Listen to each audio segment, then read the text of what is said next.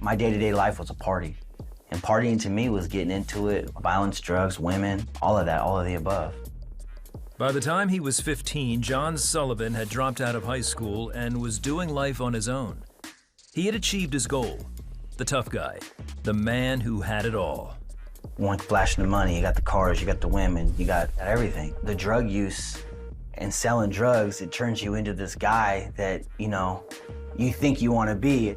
What he was an angry young man who refused to admit what he really needed. Everybody yearns for, family or just have somebody to love you, right? And I didn't have that at home. So I got that with my homeboys. John's idea of who he wanted to be started in childhood. Growing up in Sacramento, California, he was the son of a meth-addicted mother and an alcoholic father. At 5 years old, John was molested by a relative. It just makes you feel like nobody even cares about you. Why am I even here?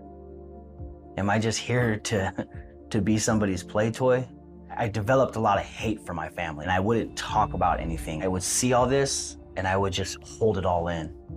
John's anger and hatred was also directed at God, who he was convinced had given him a raw deal. This God, he's all powerful and he loves you. And it's just like, oh, this is love? I guess we're reading the wrong dictionary, because what people tell me love is and what I'm experiencing are two completely different things. I ended up selling drugs and then using drugs, doing everything I could to just calm the pain, to remove myself from what was going on in my life. John drew the line at using meth, terrified of being like his mom.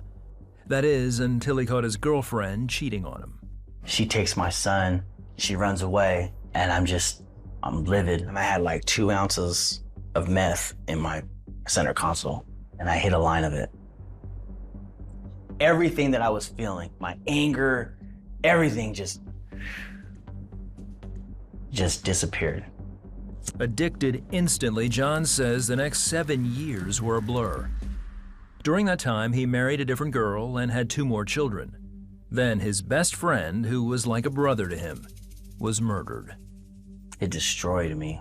I just fell apart. I was using like crazy to mask everything, doing everything I can to use, robbing drug dealers. Next thing you know, I'm this guy running around paranoid, schizophrenic. It turned me into everything that I didn't want to be. John went on a meth binge and ended up in the hospital. Afterwards, he went right back to the drugs. Now 27 years old, he realized he'd become the man he never wanted to be. I was at a point to where I was turning into my mother. I was everything that I hated. I knew that there was something wrong with me. Then, John did something else he said he'd never do. I went to a church. I didn't have nowhere else to go. I didn't know what to do. I was at my wit's end. When he walked in, he saw a couple of men. They were in there rehearsing or something.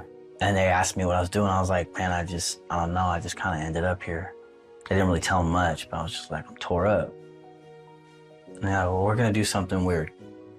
And I'm just like we're going to pray for you. And I was just like, all right. My whole life had just like flashed before my eyes about who I didn't want to be, what happened to me, who I didn't want to be, who I tried to become, who I ended up becoming.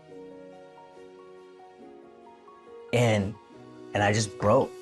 The hatred John held towards God was gone. And I just felt this peace come over me. And I'm not on drugs. And it was the start of a really, really, really long process. After 2 years of attending church, rehab, and reading the Bible, John completely surrendered his life to Jesus. He told me, like, you've accepted me, son. You've accepted my free gift of salvation, but you're not depending on me. You're still trying to do it on your own. He put me in a position to where every step I took, every decision I made, I had to consult with my Father.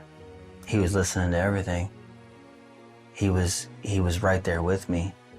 Since that time, John has rebuilt his life, forgiven his parents and his molester. Though he's now divorced, he's become the father he always dreamed of being. John serves as pastor of evangelism at his church and loves to share how God has changed him. It completely changed my whole outlook on life. What I found in God